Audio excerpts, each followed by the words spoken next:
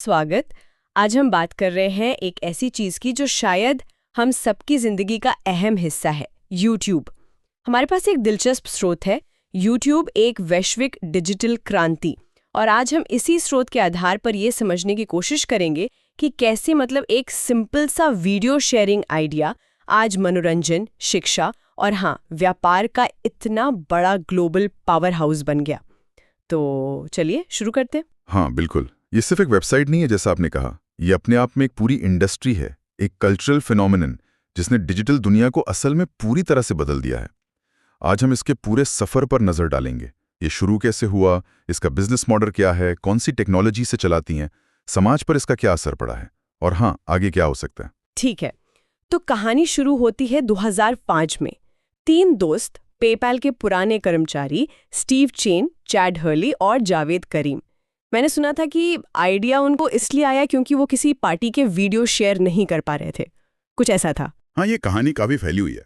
हालांकि उन लोगों ने बाद में कहा कि आइडिया थोड़ा ज़्यादा क्या कहते हैं कॉम्प्लिकेटेड था, लेकिन जो बात पक्की है वो है पहला वीडियो। हाँ, वो तो आइकॉनिक है। बिल्कुल।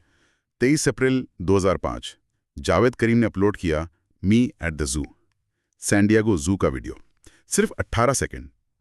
आज भी है वो वीडियो डिजिटल हिस्ट्री का एक छोटा सा मगर बहुत महत्वपूर्ण हिस्सा। और उसके बाद तो जैसे चीज़ें बहुत तेज़ी से बदलीं। सिर्फ 1.5 साल बाद ही अक्टूबर 2006 में गूगल ने इसे खरीद लिया और रकम $1.65 बिलियन। हाँ, उस वक्त तो ये बहुत बड़ी रकम लगी थी। मतलब बहुतों ने कहा कि गूगल ने ये क्या कर दिया, इतने पैसे एक नई सी वीडियो साइट के लिए। सही कहा। उस समय ये टेक वर्ल्ड में एक आप कह सकते हैं बहुत बोल्ड और रिस्की डील मानी जा रही थी। कई एनालिस्ट को समझ नहीं आ रहा था कि YouTube पैसे कैसे कमाएगा। कॉपीराइट के मुद्दे थे। लेकिन देखिए गूगल का विजन। स्रोत बताते हैं कि आज YouTube कुछ ही हफ्तों में विज्ञापनों से उतना कमा लेता है जितनी उसकी पूरी खरीद कीमत थी, 1.65 बिलियन। अरे वाह, तो हाँ, ये गूगल की सबसे कामयाब खरीदारियों में से एक है। कमाल है। और सिर्फ पैसों की बात नहीं है, वो छोटी सी शुरुआत आपने बताया सैन मैटो में एक पिज्जेरिया के ऊपर ऑफिस था। हाँ, और आज दुनिया भर में 2.7 अरब बिलियन मासिक एक्टिव यूजर्स, 100 से ज्यादा देश, 80 से ज्यादा भाषाएं। ये आंकड़े तो सोचने पर मजबूर करते हैं। बिल्कुल। और ये स्केल ही इसकी असली ताकत है। पर ये स्केल आया कैसे, ये इतना बड़ा बिजनेस चलता कैसे है? तो जाहिर है अगला सवाल यही आता है कि इसका बिजनेस मॉडल क्या है, पैसा कहाँ से आ रहा है। हाँ, ये सबसे बड़ा सवाल है। ज्यादातर लोगों के दिमाग में तो एक ही चीज आती है, विज्ञापन। वीडियो के शुरू में, बीच में जो एड्स आते हैं। हाँ, वो तो है ही, वो प्राइमरी सोर्स है सबसे बड़ा, इसमें कोई शक नहीं। लेकिन सिर्फ वही नहीं है ना? नहीं, बिल्कुल नहीं। YouTube ने अपनी कमाई के रास्ते काफी फैला लिए हैं। जैसे एक तो है YouTube प्रीमियम। अच्छा, वो सब्सक्रिप्शन वाला। हाँ, आप पैसे देते हैं महीने के और फिर आपको विज्ञापन नहीं दिखते। वीडियो ऑफलाइन डाउनलोड कर सकते हैं, बैकग्राउंड में चला सकते हैं। YouTube म्यूजिक प्रीमियम भी मिल जाता है। और क्रिएटर्स, क्या वो भी सीधे कमा सकते हैं? मैंने सुना है चैनल मेंबरशिप वगैरह के बारे में। हाँ बिल्कुल, चैनल मेंबरशिप एक तरीका है जहां फैंस अपने फेवरेट क्रिएटर को हर महीने एक छोटी सी रकम देते हैं। बदले में उन्हें कुछ खास बैज, इमोजी या एक्सक्लूसिव कंटेंट मिल सकता है। फिर सुपर चैट, सुपर थैंक्स जैसे फीचर्स हैं। लाइव स्ट्रीम या वीडियो पर अगर आप कोई कमेंट करते हैं और चाहते हैं कि वो हाईलाइट हो, तो आप उसके लिए पे कर सकते हैं। ये पैसा सीधे क्रिएटर को सपोर्ट करता है। अच्छा, ये तो सीधा कनेक्शन बन गया फिर क्रिएटर और ऑडियंस के बीच। एग्जैक्टली। और इसके अलावा अब YouTube शॉपिंग भी आ गया है। शॉपिंग वीडियो देखते हुए? हाँ, क्रिएटर्स अपनी वीडियो में प्रोडक्ट्स टैग कर सकते हैं। आप वीडियो देखते देखते उस प्रोडक्ट पर क्लिक करके उसे खरीद सकते हैं। ये ई-कॉमर्स और कंटेंट का सीधा मेल है। ये तो दिलचस्प है। और अमेरिका जैसे कुछ देशों में YouTube टीवी भी है। वो केबल टीवी का एक विकल्प है, लाइव टीवी चैनल्स की स्ट्रीमिंग। तो कई सारे तरीके हैं, विज्ञापन, subscription, direct fan funding, shopping, TV. जी हाँ, और इन सब का नतीजा स्रोत बताते हैं कि सिर्फ 2023 में YouTube ने अकेले विज्ञापन से $21 बिलियन से ज्यादा कमाए। $31 बिलियन। ये तो कई बड़े टीवी नेटवर्क्स की कुल कमाई से भी ज्यादा होगा। बिल्कुल, ये दिखाता है कि डिजिटल मीडिया कितना पावरफुल हो चुका है।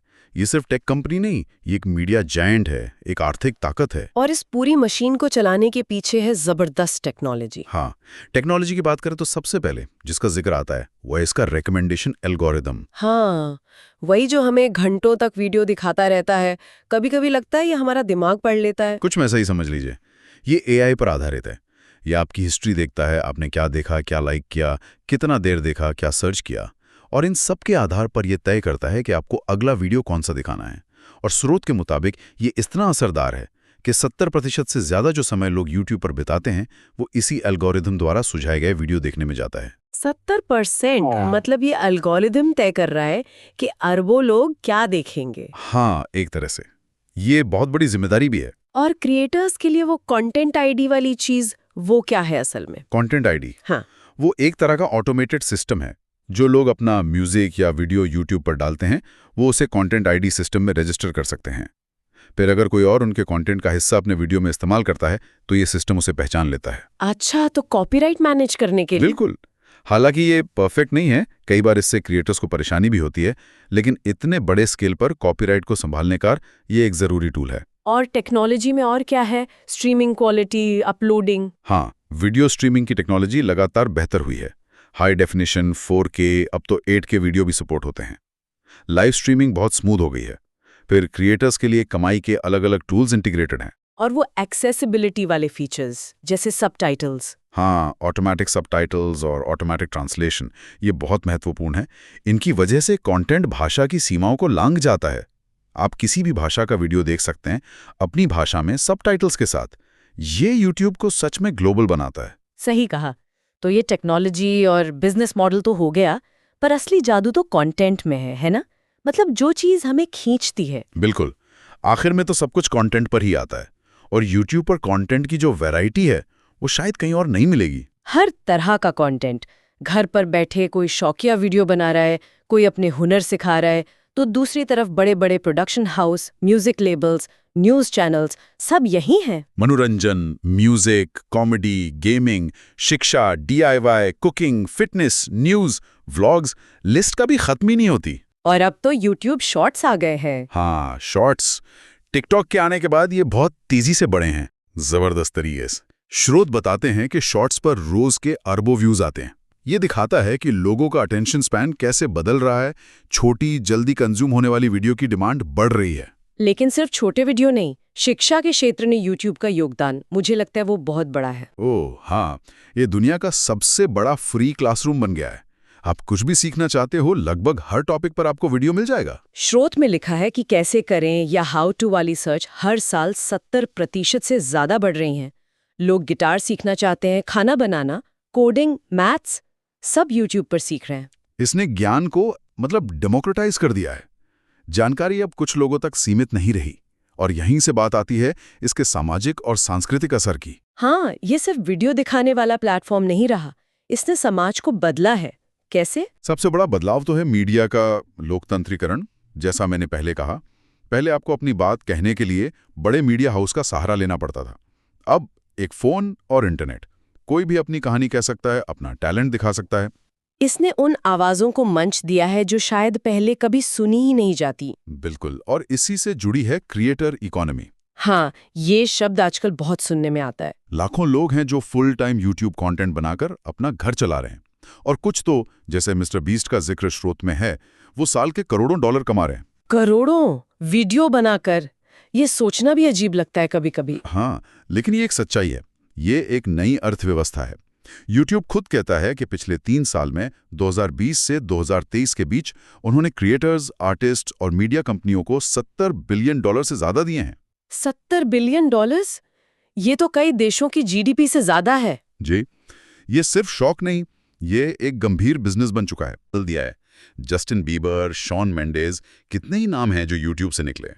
और ये बात भी दिलचस्प है जो स्रोत में है कि दुनिया का सबसे ज्यादा सब्सक्राइबर वाला चैनल अब T सीरीज है, भारत का म्यूजिक लेबल। हाँ, 27 करोड़ से ज्यादा सब्सक्राइबर्स। ये दिखाता है कि YouTube कितना ग्लोबल हो चुका है और भारत जैसी जगहों पर इसका कितना प्रभाव है। और सबसे ज्यादा देखा गया वीडियो वो बच्चों वाला गाना baby shark dance, 14 billion views. हाँ, 14 अरब से ज्यादा। ये आंकड़े दिखाते हैं कि ये हमारी रोजमर्रा की जिंदगी और कल्चर में कितना रच बस गया है। यहाँ तक कि राजनीति में भी बराक ओबामा ने 2008 में यूट्यूब का इस्तेमाल किया था अपने कैंपेन में। हाँ, और उसने पॉलिटिकल कम्युनिकेशन का तरीका ही बदल दिया। आज तो हर नेता यूट्यूब पर मौजूद है। तो ये सब तो बहुत अच्छा लगता है सुनने में, पर जाहिर है चुनौतियां भी होंगी। मतलब आगे का रास्ता आसान तो नहीं होगा। बिल्कुल नहीं, अवसर हैं, इसमें कोई शक नहीं। शॉर्ट फॉर्म कंटेंट जैसे शॉर्ट्स और लाइव स्ट्रीमिंग की मांग बढ़ रही है। एआई और एआर के साथ नए एक्सपेरिमेंट्स हो सकते हैं। यूट्यूब शॉपिंग और गहरा हो सकता है। शिक्षा में इसका रोल और बढ़ सकता है। लेकिन चुनौतियां वो भी कम नहीं है। सबसे बड़ी शायद कंटेंट मॉडरेशन की है। इतने सारे वीडियो रोज अपलोड होते हैं। हाँ, ये सबसे बड़ी चुनौती है। हर मिनट 500 घंटे से ज्यादा का वीडियो अपलोड हो रहा है। इस स्केल पर गलत सूचना, हेट स्पीच और दूसरे हानिकारक कंटेंट को रोकना, फिल्टर करना, ये एक बहुत बहुत मुश्किल काम है। और फिर वो बहस चलती रहती है, फ्री स्पीच बनाम हानिकारक कंटेंट, कहाँ लाइन खींची जाए। ये एक बहुत ही नाजुक संतुलन है। यूट्यूब पर अक्सर आरोप लगते हैं कि वो या तो बहुत ज्यादा सेंसर कर रहा है या फिर खतरनाक कंटेंट को फैलने दे रहा है। इसका कोई आसान जवाब नहीं है। और कंपटीशन, टिकटॉक है, ट्विच है, गेमिंग के लिए इंस्टाग्राम रील्स है। हाँ, कंपटीशन बहुत तगड़ा है। यूट्यूब को लगातार इनोवेट करते रहना होगा, वरना यूजर्स दूसरी जगह जा सकते हैं। एक और बात जो स्रोत में है वो है विज्ञापन पर निर्भरता। हाँ, ये एक रिस्क है। अगर कभी आर्थिक मंदी आती है तो कंपनियां सबसे पहले विज्ञापन पर खर्च कम करती हैं। इसका सीधा असर यूट्यूब की कमाई पर पड़ेगा। इसीलिए वो प्रीमियम शॉपिंग जैसा दूसरे रास्ते भी बना रहे हैं। लेकिन विज्ञापन अभी भी सबसे बड़ा हिस्सा है। और क्रिएटर्स का क्या? उन पर भी तो दबाव रहता होगा, वो एल्गोरिदम वाली बात। बिल्कुल, क्रिएटर्स पर लगातार कंटेंट बनाने का, ट्रेंड्स फॉलो करने का प्रेशर रहता है। इसे क्रिएटर बर्नआउट कहते हैं। लोग मानसिक और शारीरिक रूप से थक जाते हैं। ये एक गंभीर समस्या है इस इकोसिस्टम में। हाँ, ये सुना है मैंने। और याद है 2018 का यूट्यूब रिवाइंड? ओहो, वो तो एक केस स्टडी है। स्रोत में भी जिक्र है। उसे इतिहास में सबसे ज्यादा डिसलाइक मिले थे, 20 मिलियन से ज्यादा। इतना बुरा लगा लोगों को कि यूट्यूब ने रिवाइंड बनाना ही बंद कर दिया। हाँ, वो दिखाता है कि आप अपनी कम्युनिटी को नजरअंदाज नहीं कर सकते, उनकी राय मायने रखती है। और फिर कानूनी मुद्दे तो हैं ही। कॉपीराइट, बच्चों की सुरक्षा, डेटा प्राइवेसी। सरकारें अब ज्यादा ध्यान दे रही हैं इन प्लेटफॉर्म्स पर। निश्चित रूप से रेगुलेशन बढ़ रहा है दुनिया भर में।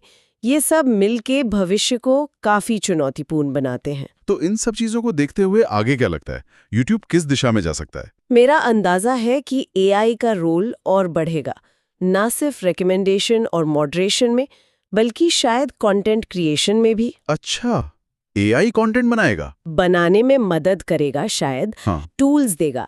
ई कॉमर्स इंटीग्रेशन और गहरा होगा, मतलब शॉपिंग सीधे वीडियो से और ज्यादा आसान तरीके से। शॉर्ट्स का दबदबा बना रहेगा या शायद और बढ़ेगा। और जैसे जैसे वीआर और एआर टेक्नोलॉजी बेहतर होगी, यूट्यूब शायद उसमें भी नए तरह के कंटेंट एक्सपीरियंस लेकर आए और उसे लगातार टिकटॉक, ट्विच जैसे प्लेटफॉर्म से मुकाबला करना होगा। हाँ, वो तो है ही। कंपटीशन कम नहीं होने वाला। तो अगर हम आज की बात को समेटे, यूट्यूब सिर्फ एक वीडियो प्लेटफॉर्म नहीं है, ये एक ग्लोबल कल्चरल ताकत बन गया है, एक बहुत बड़ा बिजनेस है। और इसने हमारे देखने, सीखने, यहाँ तक कि खरीदने के तरीके को भी बदल दिया है।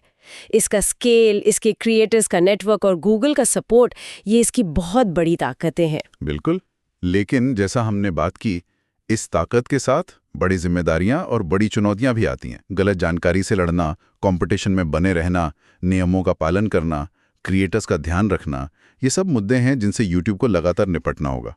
और जाते जाते एक सवाल शायद हम सबके सोचने के लिए छोड़ सकते हैं। हाँ, जरूर। क्या सवाल है? हमने बात की कि एल्गोरिदम 70% से ज्यादा ये तय कर रहा है कि हम क्या देखते हैं। जब एक कंप्यूटर प्रोग्राम, एक कोड अरबों लोगों के लिए चुन रहा है कि वो क्या जानकारी लेंगे, क्या मनोरंजन देखेंगे, तो इसका हमारी सोच पर, हमारी पसंद नापसंद पर, हमारी संस्कृति पर और अंत में हमारे समाज पर लंबे समय में क्या असर होगा? क्या हम सब अपने अपने छोटे से इको चेंबर में बंद होते जा रहे हैं, या ये हमें नई चीजों से मिला रहा है? इस पर सोचना जरूरी है।